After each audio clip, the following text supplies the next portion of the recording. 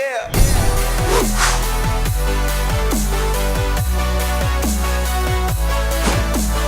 Welcome back to the Gridiron Expert, bringing you some of the best college football news, predictions, and analysis.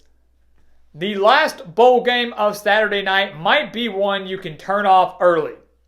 The 20th ranked Appalachian State Mountaineers will be taking on the UAB Blazers in the New Orleans Bowl, one that I do think could get ugly rather quickly.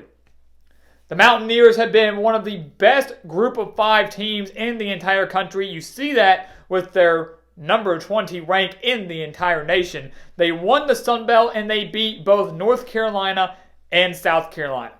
This team has been very, very dominant, very, very competitive.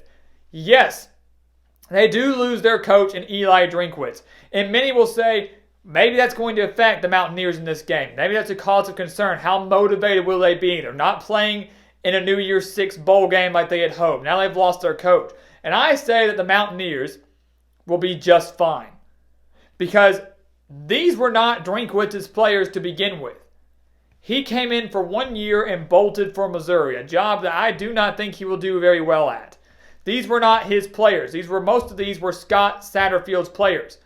So I do expect the Mountaineers to continue their reign and their dominance and their success, much like they have all season long. A major reason they have that 12-1 record coming in to the New Orleans Bowl.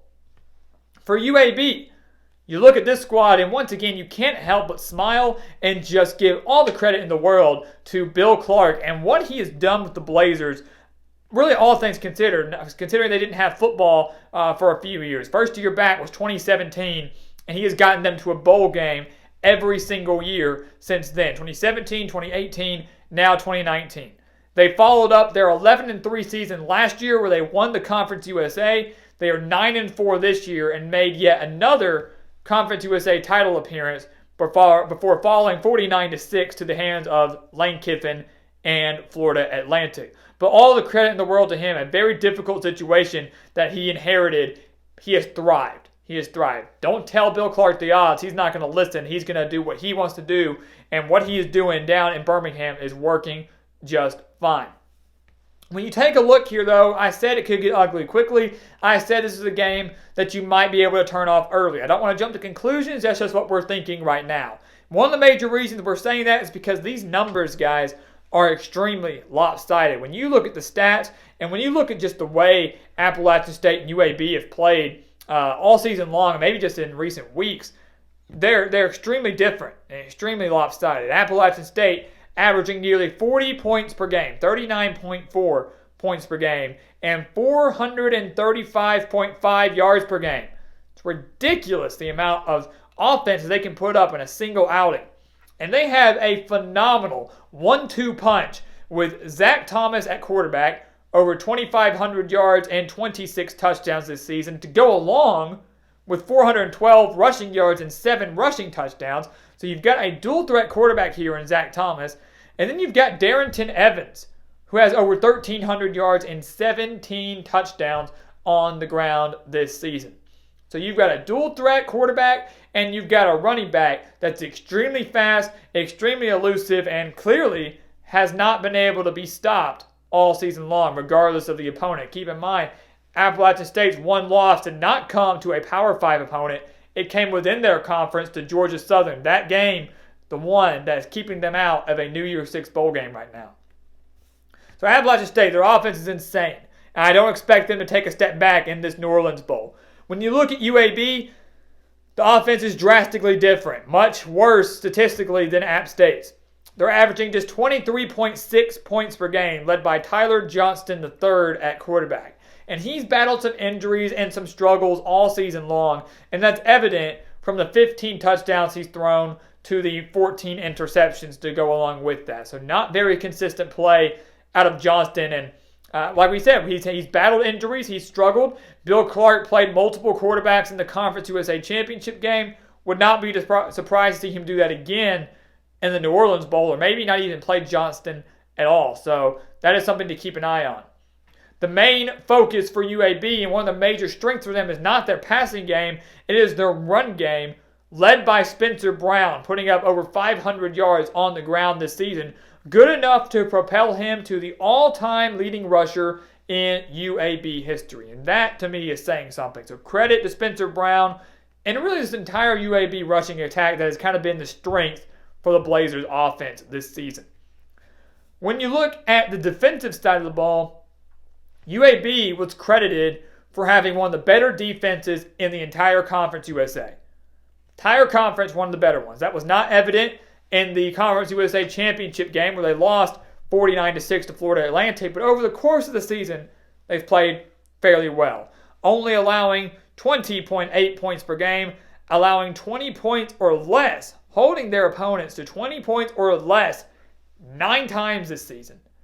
9 times they held their opponents to 20 points or less. To me, that's extremely impressive. There are not that many teams in the country that can do that. Once again, I don't care what conference you're in.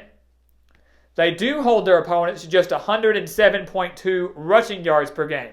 So that is going to be kind of an interesting storyline to watch here because App State actually averages more rushing yards per game than they do passing. App State averages 229.2 rushing yards per game compared to the 107.2 that UAB allows. So that could be bad news for Zach Thomas. That could be bad news for Darrington Evans. But I'm not too worried about it. Because even if they take away the run, Thomas has proven to me that he's an elite quarterback and has plenty of receivers and help. They can sling it through the air and still move the ball just as effectively, efficiently, and quickly. When you look at App State's defense, believe it or not, they have a better mark than UAB. UAB allowing 20.8 points per game, App State allowing 20.2, holding opponents to 13 points or less 6 times. Holding opponents to 13 points or less 6 times. So in half of their regular season games, they have held their opponents to under 2 touchdowns.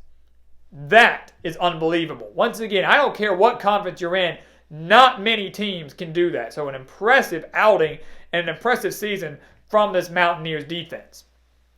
So when you look at this New Orleans Bowl matchup, the Mountaineers are heavy favorites. Last time I checked, they're 17-point favorites. And once again, you can receive our spread pick for this game over at thegridironexpert.com. If you're signed up, go check them out. If you're not signed up, it's a year-long membership, so you do not want to miss out on that college football content. They're heavy favorites, and they're heavy favorites for a reason. Everything we just mentioned is why.